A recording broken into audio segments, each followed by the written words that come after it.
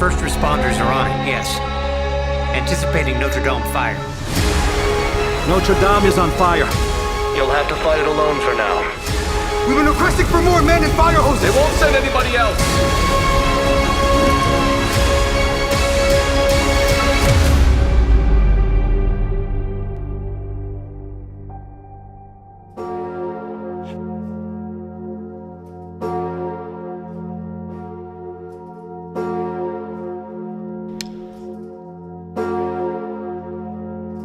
La réalité est d'abord incroyable, c'est-à-dire pas croyable, au point que si j'avais écrit un scénario comme ça sur un incendie, j'aurais jamais osé raconter cette pile d'événements, de suspense, d'émotions, de tragédies, de bizarreries. Là, c'est absolument insensé.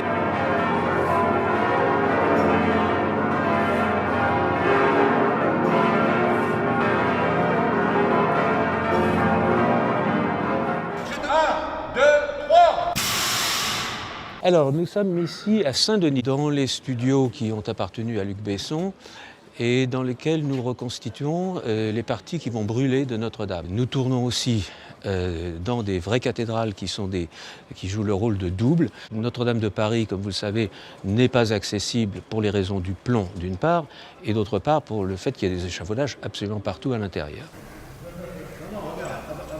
Ça fait 1 an qu'on travaille sur ce film. C'est un film qui a demandé énormément de préparation, de découpage, de repérage. Ça a été très très dense comme préparation. Il a fallu vraiment détailler au maximum le découpage de Jean-Jacques, ce qu'on était capable de construire. Donc ça reste des très gros décors, mais c'est vraiment géré au millimètre. C'est extrêmement précis. Qu'est-ce qu'on fait en réel? Le plus possible d'effets spéciaux en réel. Qu'est-ce qu'on fait en numérique? Ce décor-là, personne ne peut imaginer que c'est du studio, tellement c'est bien fait. Évidemment, j'ai un très grand chef décorateur qui est Jean Rabas et qui est absolument formidable. Là, il y a une qualité de patine qui est extravagante. Hein. C'est absolument magnifique. Ils sont en plâtre, ces cloches. C'est le seul matériau qui résiste à cette chaleur. Et tu as rajouté du guano dessus pour que ça soit encore plus réaliste. Ah, ça, c'est la touche personnelle. C'est ma signature. En fait, ce beffroi, c'est vraiment Notre-Dame, plus la cathédrale de Sens, plus la cathédrale de Saint-Denis. Voilà, avec tout ça, on a notre décor. Et action! Le feu aussi, c'est un diable très vivant. C'est un personnage effrayant. Le feu est fascinant. Le feu est une chose puissante. Là, on est au cœur du feu. On est avec des gens qui sont dans le feu. C'est des formes colorées qui dansent, quoi. Donc c'est assez chouette à voir. Et de se dire que c'est aussi dangereux et pour nous et pour la structure, etc. C'est assez paradoxal, quoi. Si on était vraiment pompier, il y a un objectif, c'est d'éteindre tout ça. Ça semble absolument impossible, quoi. Avec une petite lance, se dire oui, pas de problème, on va s'occuper de ça. Impossible. Quand tu restes longtemps devant, ça commence à chauffer un peu. Chauffe! Chauffe! C'est un peu un challenge en termes de volume de feu, de flammes, etc. Donc on a eu des dossiers de sécurité, des mesures à mettre en place, etc. qui étaient très lourdes par rapport à ce qu'on fait d'habitude parce qu'on est contrôlé, recontrôlé, re-recontrôlé. On développe des flammes, de la chaleur et tout, comme ça se fait rarement. Et y compris sur ce décor-là, quand on va avoir tout le toit qui est en feu, ça représente à l'échelle 1, c'est énorme, c'est 14 mètres par 6 mètres de haut, faire des grandes flammes. Donc là, techniquement, ça demande, pareil, en volume, des débits de gaz qui sont importants. Et en plus, il faut qu'on automatise tout. Habituellement, quand on fait du feu, on est un peu dans des travaux, on travaille en manuel. C'est-à-dire que ça nous permet, ce qui est bien le manuel, c'est que ça nous permet de contrôler très vite, ouvrir, fermer, etc. Mais là, on se retrouve avec beaucoup trop de sources de gaz, etc. Donc on est obligé de faire fabriquer aussi avec des entreprises spécialisées. Et on se retrouve avec des systèmes complètement automatiques et tout. Et ça aussi, c'est quelque chose de nouveau. Donc c'est aussi un challenge parce que techniquement, on est parti sur des niveaux un peu supérieurs à ce qu'on fait habituellement. Une règle chez les pompiers, c'est que les chefs peuvent accepter l'idée de mettre la vie de leurs pompiers en danger pour sauver des vies, pas pour sauver des pierres. Mais là, il y a des pompiers qui ont dit « mais nous, notre vie est moins importante que celle de ce symbole de la foi ». Et donc, nous, on est d'accord pour risquer notre vie et essayer d'éteindre le feu. Vivre même pas le mini-quart de ce qu'ils vivent, j'avais aucune idée que c'était aussi dur. J'ai même pas de mots pour dire à quel point il faut un courage énorme pour aller face à des flammes, pour sauver des gens, des habitations, une cathédrale. C'est incroyable, métier de malade. Fou de travailler avec lui, c'est quelqu'un qui va tout faire pour le film. Ça sera le film d'abord. Il aime bien aussi nous mettre en situation. D'ailleurs, il fera pas plus de 2 prises ou 3 maximum, avec les premières réactions, les premières émotions qui montent. Je crois parfois, en fait, j'ai l'impression de faire un film documentaire. Non, c'est bon. On continue. Lui, il est derrière son combo, donc il a les 3 caméras. Il est donc entouré de monde, il voit le truc en direct. S'il est touché, même devant cet écran-là, il sait que le spectateur va l'être. Dans le contexte du tournage, qui peut être un torrent d'animation, il arrive à savoir quand ça va être touchant et tout. Et ça montre le professionnalisme et l'expérience. Ça, c'est très impressionnant. Et on coupe, et elle est bonne, on peut aller bouffer. Monsieur Jean-Jacques Hano, il a à cœur de faire les choses bien et d'être précis sur toute la partie pompier, quoi. Il nous poussait à bout. Et il estime que les pompiers l'ont fait, donc nous on doit le faire. Alors aujourd'hui, nous faisons l'effondrement de la nef. C'est-à-dire évidemment quelque chose auquel aucune caméra n'a assisté. Je crois même aucun pompier. C'est le climax du film. Une structure métallique avec une dizaine de paniers qui vont être remplis de différents matériaux, du balsa, des moellons, des braises, des choses comme ça, des éléments en feu. Donc tout ça monte à 10 mètres de haut. Une fois que c'est là-haut avec des flammes de 4 mètres, quand on est prêt, on lâche tout et tout tombe sur le décor. Sur les 400 chaises qu'on a fait fabriquer exprès. Il y a une partie des chaises, on peut le voir au sol, qui sont accrochées à des câbles. Tous ces câbles vont tirer toutes les chaises au moment de l'impact pour simuler en fait le souffle qui va pousser les chaises de chaque côté. C'est un plan dangereux où on amène un énorme barbecue, au moins de 150 mètres carrés de braise qui vont consommer énormément d'oxygène, c'est-à-dire que très rapidement, on va être obligé de couper pour que les quelques techniciens qui restent à l'intérieur puissent s'évacuer avant d'être intoxiqués par trop de gaz carbonique et d'oxyde de carbone. Je crois que j'aurai à peu près 20 secondes de tournage sur 1, 2, 3, 4, 5, 6, 7 et 8 caméras. Rectification, il y a 11 caméras. Oui, 11. Donc, on a tous bien travaillé, dans l'ordre, ça devrait bien se passer. On a droit à une prise, voilà. Et elle sera bonne, forcément.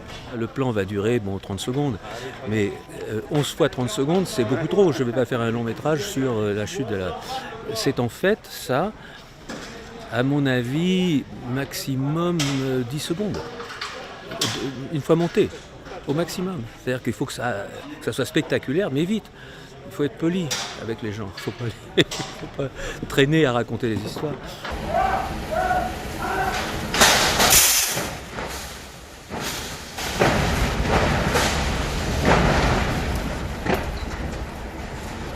C'est la grande roue d'évacuation. Allez, les faux passages pour l'évacuation.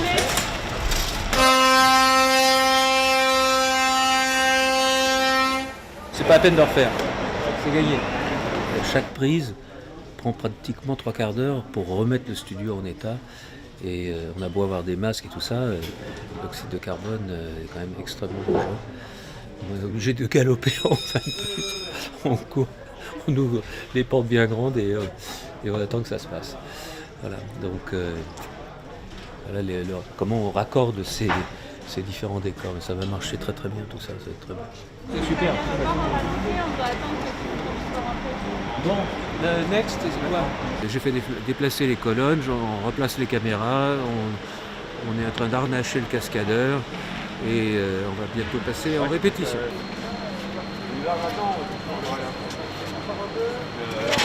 Un pompier qui est projeté là et qui valdingue contre les chaises et le pilier. C'est technique, on subit surtout. Après, le truc qui est un petit peu pas habituel, c'est qu'on a des du matériel pour glisser qui est un peu encombrant. Donc on va voir comment ça se passe. Les chaises à défoncer, tout ça. Donc on va voir. Oui, oui, c'est ça.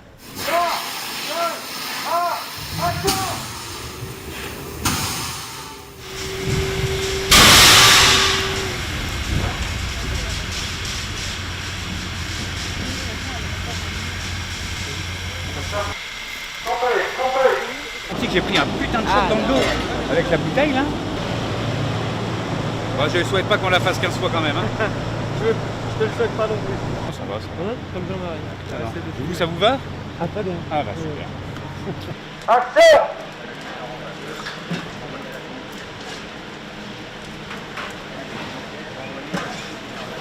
Waouh.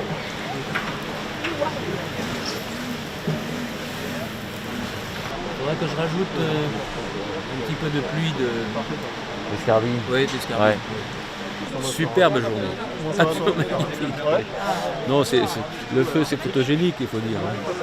Et puis un beau travail de caméra. Donc voilà, on est très contents. Le personnage principal, c'est la cathédrale. C'est-à-dire que même les grands rôles sont des grands rôles annexes, puisque en fait c'est l'histoire d'une victime, si vous voulez. C'est l'histoire d'une victime qui est très mal en point et les secours n'arrivent pas. Donc c'est un peu comme ça qu'il faut le lire. Et que la personnification de ce bâtiment, eh bien c'est cette Vierge, puisque la cathédrale lui est dédiée. C'est Notre-Dame de Paris. Et donc cette Vierge qui est au coin du transept, sous le pied du transept, a un rôle de, j'ai envie de dire, de témoin de ces événements qui, je le rappelle, ont pendant des heures été complètement catastrophiques, avec la conviction que la cathédrale allait s'effondrer. Je ne pense pas qu'il y aura un autre film de feu avant longtemps de cette dimension-là.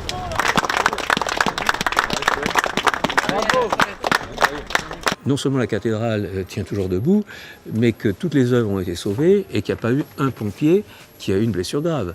Donc si vous voulez, beaucoup de gens disent mais c'est un miracle, et ce sont la plupart du temps des gens qui ne vont jamais à l'église. Donc si vous voulez, il y a quand même quelque chose d'un petit peu surnaturel et de très positif. Parce que bon, oui bien entendu, il y a eu un drame, mais c'est un drame qui aurait pu être un absolu désastre. Ce caractère complètement planétaire du drame ajoute une dimension forcément au film. C'est-à-dire que c'est pas l'incendie d'un immeuble, c'est pas l'incendie d'un parking, c'est l'incendie d'un symbole. C'est coupé en court.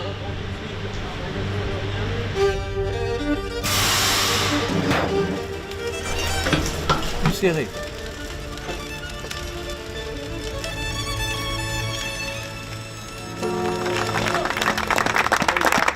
Dernier plan, super réussi à tous. Hein. Dernier plan magnifique. Synchronisme formidable. Et arrivé au moment où ça pétait, se fracassait. Ouais. Merci à tous. Hein.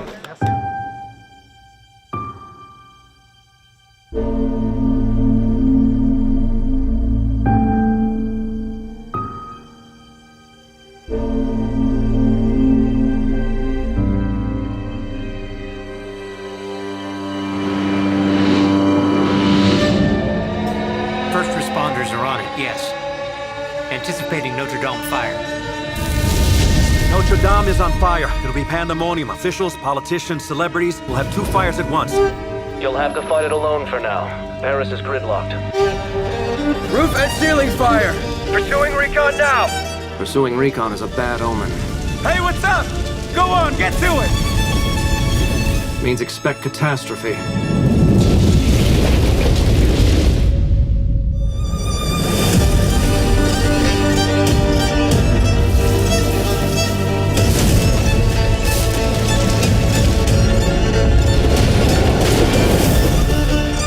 Get a few guys on that terrace, sir. So I believe we'll make it. General, sir, my men and I volunteer. Colonel, sir! We've been requesting for more men and fire hoses! It's just us five!